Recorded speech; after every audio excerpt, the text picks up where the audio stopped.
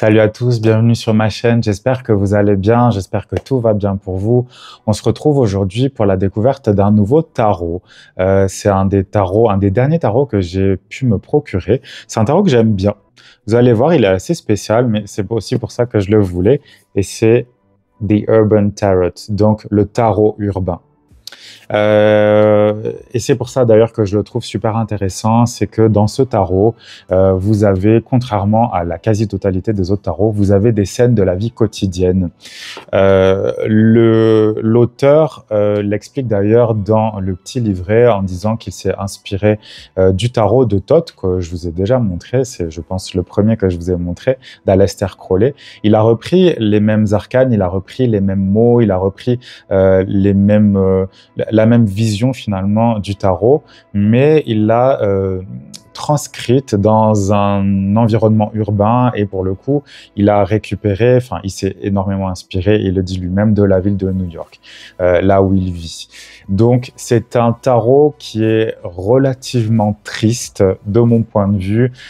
C'est quand même beaucoup des couleurs un peu tristounettes, des couleurs, voilà, c'est très gris, très marron, très beige, très noir. Bon, voilà, il n'y a pas beaucoup de couleurs dans ce tarot-là. Si vous aimez les tarots ou les cartes colorées, bon, ça vous plaira peut-être pas. Mais vraiment, le grand intérêt de ce jeu, c'est justement, comme je vous le disais tout à l'heure, qu'il y a des scènes de la vie quotidienne. On a des ordinateurs, on a des voitures, on a des Starbucks, on a des gratte-ciel, on a ce genre de choses. Il y a vraiment des scènes de la vie quotidienne et moi, c'est ça que je cherchais dans ce tarot-là. Parce que je trouve que parfois, quand on a besoin de réponses peut-être un peu plus précises dans notre société, dans notre monde et dans notre temps, je dirais, c'est peut-être un peu plus compliqué de s'identifier à des personnages médiévaux ou des trucs très fantaisistes, alors que là, on est vraiment dans quelque chose de très réel, tristement réel, malheureusement, de mon point de vue, mais je trouve ça intéressant. Par exemple, je ne sais pas, si vous cherchez un nouveau travail, vous pouvez, si vous tombez par exemple sur la carte que je vous ai déjà montrée, bon, bah, peut-être que c'est un travail qui a un rapport avec l'informatique. Bon, là, on a un hacker, mais ça va être plutôt voilà, quelque chose derrière un ordinateur, etc. Donc, c'est dans ce sens-là que je trouve ça super intéressant. Les arcanes majeures sont parlants, les arcanes mineures aussi. Il y a vraiment un travail assez intéressant qui a été fait. Au niveau des dessins, c'est quand même assez... il faut aimer le style, c'est comme tout finalement. C'est un style plutôt BD, assez travaillé, mais bon, c'est quand même... Moi, je le trouve intéressant, je le trouve sympa. Il y a des cartes qui sont un peu plus colorées que d'autres. Mais là, par exemple, vous avez un présentateur télé, enfin un journaliste, là, ils disent.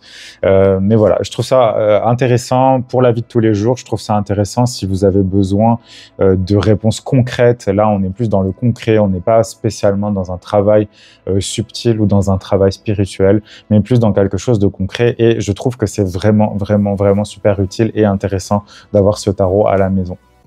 Qu'est-ce que je peux vous dire d'autre dessus? Pas grand-chose. Il y a un petit livret, évidemment, qui va être bien utile. Vous avez une page à chaque fois de description pour chaque carte, même les arcanes mineures ou j'allais dire le présentateur, je suis resté sur ma carte de tout à l'heure. L'auteur a expliqué aussi comment il a créé la carte, de quoi il s'est inspiré, de quel endroit, si la carte a changé entre-temps, etc. Parce que de ce que j'ai compris, c'est un tarot qui a pris beaucoup de temps à être créé. Mais c'est super intéressant de l'avoir. À ma connaissance, il n'existe qu'en version anglaise. Donc, pour les gens qui ne parlent pas anglais, c'est peut-être plus compliqué. Mais en même temps, sur les cartes, comme dans le tarot Thoth, vous avez des mots en bas qui peuvent vous aider à comprendre la carte. Bon, il vous faudra un petit traducteur sous le bras pour juste comprendre le mot, mais je trouve que c'est quand même relativement facile à comprendre. Voilà. C'était tout ce que j'avais à vous dire sur ce tarot-là. Encore une fois, je vous laisse avec le visionnage des cartes qui vont suivre. N'hésitez pas à liker, à commenter, à partager, à vous abonner à la chaîne. Vous savez pourquoi maintenant. Mais dans tous les cas, en attendant la prochaine petite vidéo qui va vous parler d'un autre tarot ou d'un autre oracle mystère, je vous souhaite tout le meilleur et prenez bien soin de vous.